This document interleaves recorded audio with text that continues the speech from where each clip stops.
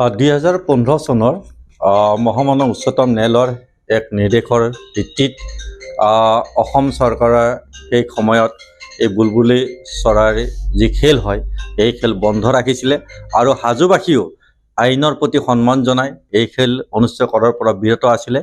যোৱাকালি অসম চৰকাৰৰ কেবিনেটৰ এক সিদ্ধান্তৰ ভিত্তিত এই খেল অনুষ্ঠিত কৰাৰ ক্ষেত্ৰত অনুমোদন প্ৰদান কৰিছে। এইটো হাজোবাসী ৰাইজৰ বা আমি হাজোৰ এজন বাসিন্দা হিচাপে আমি এই খেল অনুষ্ঠিত কৰাৰ যি অনুমতি প্ৰদান কৰিছে তাক আদৰণি জনাইছোঁ।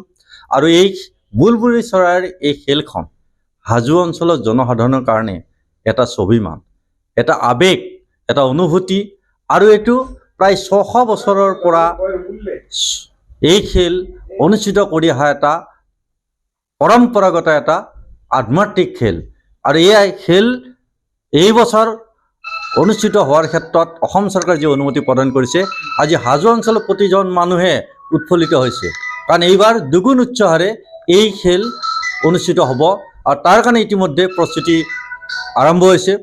বুলবুলি চৰাই যিসকল ব্যক্তিয়ে হাজো অঞ্চলৰ ব্যক্তিয়ে এটা আধ্যাত্মিক চিন্তাৰ আধ্যাত্মিক পৰিৱেশেৰে বুলবুলি চৰাই বিভিন্ন ঠাইৰ পৰা ধৰি আনে, সেইসকল ব্যক্তি ইতিমধ্যে এই খেলৰ অনুষ্ঠিত কৰাৰ ক্ষেত্ৰত প্ৰস্তুতি চলাইছে। গতিকে এই বছৰৰ হাজোৰ যি বুলবুলি চৰাইৰ যি অনুষ্ঠিত কৰাৰ ক্ষেত্ৰত হাজোৰ প্ৰতিজন মানুহে অতি আনন্দিত হৈছে আৰু দুগুণ উৎসাহেৰে এই খেল অনুষ্ঠিত হ'ব।